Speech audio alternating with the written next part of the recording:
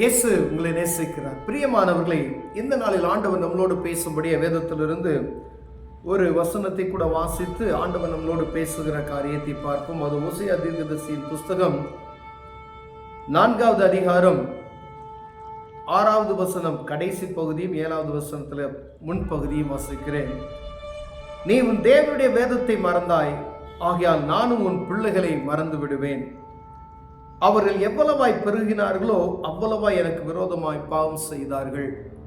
பிரியமானவர்களே, வானத்தையும் பூமியும் படைத்த சர்வ வல்லமையுள்ள தேவனை நாம் அறிந்து கொண்டவர்களாகிய நாம் ஆண்டவரை மறந்தால், அவருடைய வேதத்தை மறந்தால், நான் உன் பிள்ளைகளை மறந்து விடுவேன் என்று சொல்லுகிறார். பிரியமானவர்களே, இவ்வளோ ஒரு துக்கமான ஒரு காரியம் பாருங்களேன். அப்போ ஆண்டவர் விரும்புகிறது, அவருடைய பிள்ளையாகி நான் அவரை எப்பொழுது சார்ந்து இருக்க வேண்டும் என்பதற்காகவே ஆண்டவர் என்ன சொல்றாரு, நான் எப்பொழுதும் உன் கூட இருக்கணும் அப்படின்ற அந்த காரியத்தை பார்க்கிறார். நீ என்னை மறந்துட்ட அப்படின்னா உன்னுடைய பிள்ளைகளை நான் மறந்து விடுவேன் அப்படின்னு சொல்றாரு. பாருங்க, ஆண்டவருடைய காரியம் பாருங்க. அப்ப நமக்கு அநேக காரியங்கள்ல நஷ்டங்கள், பிள்ளைகள் நிமித்தம் வரக்கூடிய பிரச்சனைகள், பிள்ளைகள் நிமித்த சமாதான குறைச்சல்கள், பிள்ளைகள் பண்ணுகிற எல்லா வீட்லேயுமே என்ன நடக்கக்கூடிய ஒரு பெரிய காரியம் என்னன்னு கேட்டீங்கன்னா, பிள்ளைகள்னால வரக்கூடிய பயங்கர மன உளைச்சல்கள் எல்லா பேரண்ட்ஸுக்கும். விசேஷமாய் ஆண்டவரை அறிந்து கொண்டவர்களுக்கு இப்படிப்பட்டதான காரியம் நடக்கிறதுனா அப்போ எவ்வளவு ஜாக்கிரதையோடு நாம் இருக்க வேண்டும் என்று ஆண்டவர் உங்களோடும் என்னோடு பேசுகிறார். பிரியமானவர்களே, நீ வேதத்தை மறந்தால், அதாவது ஆண்டவர் சமூகத்தில் நீங்கள் ஜெபம் பண்றீங்கன்னு வச்சுங்களேன், நீங்க பைபிள் வாசிக்கிறீங்க, ஜெபம் பண்றீங்க, ஒருவேளை பைபிள் வாசிக்கல, வேதம் என்ன சொல்லி இருக்கிறதோ அதை கடைபிடிக்கல அப்படின்னு சொன்னா, நான் உன் பிள்ளைகளை மறந்து விடுவேன். ஒரு வசனம் கூட எப்படி சொல்லுது, நீ இயேசு கிறிஸ்துவை அறிவதை காட்டில் அறியாமல் இருக்கிறது கூட நல்லது. ஏன்னா அறிந்தவனுக்கு அநேக அடிகள் அப்படின்னு சொல்லப்படுது. அப்ப எவ்வளவு ஜாக்கிரதை உள்ளவராய் இருக்கும்படியாய், ஏன்னா நம்ம ஆண்டவருடைய வார்த்தை அவ்வளவு அவர் பரிசுத்தம் உள்ள தேவன். அவர் என்ன விரும்புகிறார், என் பிள்ளை என்னை போலயே இருக்கணும் அப்படின்னு சொல்லி விரும்புகிறார். என் கூட இருக்கணும், என்கிட்ட பேசணும், அந்த ஒரு தகப்பனுடைய பாசம். அப்ப உன் பிள்ளைய நான் மறந்து விடுவேன் அப்படின்னு சொல்வதற்கு எவ்வளவு ஒரு பாரமான காரியம் பாருங்க. நம்ம அநேக நேரங்கள் இதை சிந்திக்கிறது கிடையாது. பிள்ளை பண்ணுகிற துன்பங்கள், பிள்ளைப்படுகிற கஷ்டம், நம்ம கொடுக்கக்கூடிய டார்ச்சர், இதெல்லாம் நம்ம அப்படியே சிந்தித்து கொண்டு இருக்கிறோம். ஆனா தேவ சமூகத்துக்கு போகணும்னு சொல்லுகிற எண்ணம் நமக்குள் வருகிறதா என்று பார்க்கும்படி அழைக்கப்படும். அநேக நேரங்களில் தேவ சமூகத்தில் நம்ம என்ன செய்யறோம், போய் நம்முடைய காரியத்தை சொல்லிட்டு ஏதோ கடமைக்காய் கொஞ்ச நேரம் ஜெபம் பண்ணிட்டு வந்துடுறோம். ஆனா தேவ சமூகத்தில் போய் கருத்தாய் ஜெபிக்கிறவர்களா நாம் காணப்படுகிறோமா என்று பார்க்கும்படியாய் ஆண்டவர் உங்களோடும் என்னோடு பேசுகிறார். பிரியமானவர்களே, தேவ சமூகத்தில் போய் நம்முடைய பிள்ளைகளுக்காய் ஜெபிக்கிறது, அது கஷ்டப்படும் போது நம்ம அதை ஜெபிப்போம்.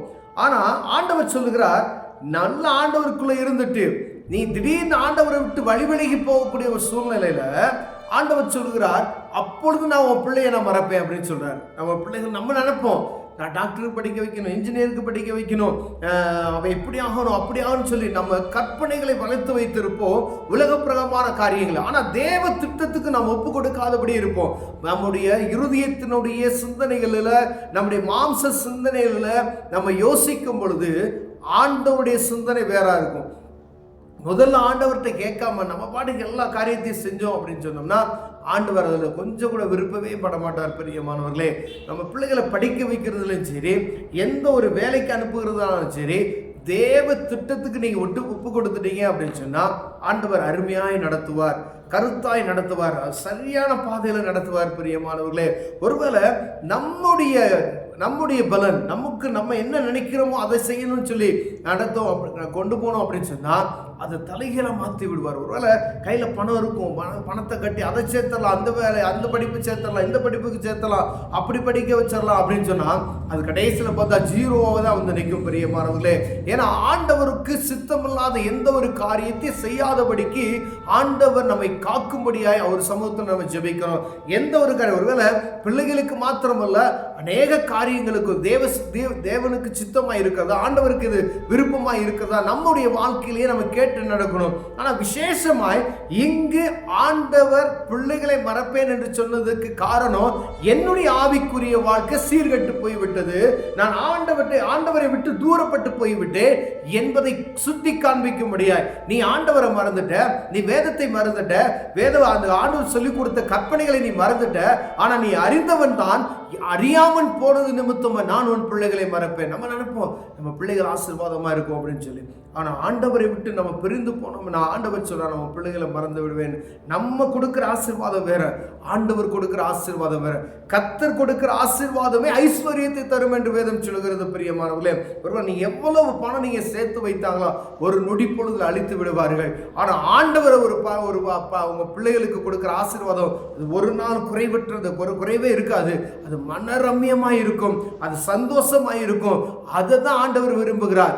அப்ப ஆண்டவரை நம்ம பிள்ளைகளை விரும்பணும்னா நம்ம ஆண்டவருக்குள்ள கிட்டி சேரணும். நம்ம பிள்ளைகளுக்கு ஒரு ஆபத்து, நம்ம பிள்ளைகள் தேவ சமூகத்தை விட்டு விலகி போறாங்க அப்படின்னா நான் சரியா இருக்கிறேனா, கணவன் மனைவி சரியா இருக்கிறோமா என்பதை முதலில் பார்க்கும்படி ஆண்டவர் உங்களோடும் என்னோட பேசிக்கொண்டே இருக்கிறார். பிரியமுறை, அநேக நேரங்களில் நம்ம என்ன செஞ்சிடறோம், நம்மளை சரிப்படுத்துறது கிடையாது, ஆனா பிள்ளைகளை போட்டு துன்பப்படுத்திடுறோம். நம்ம ஆண்டவர் சமூகத்தில் சரியா இருந்து தேவ சமூகத்தில் உபவாசித்து செபிக்கும் பொழுது ஆண்டவர் பிள்ளைகளை ஆசீர்வதிக்க வல்லமையுள்ளவராக இருக்கார். ஒருவேளை இந்த காரியத்தில் ஆண்டவர் உங்களோடு பேசினார் சொன்னா தேவ சமூகத்துக்கு போங்க, உங்களை நீங்க சரிப்படுத்துங்க.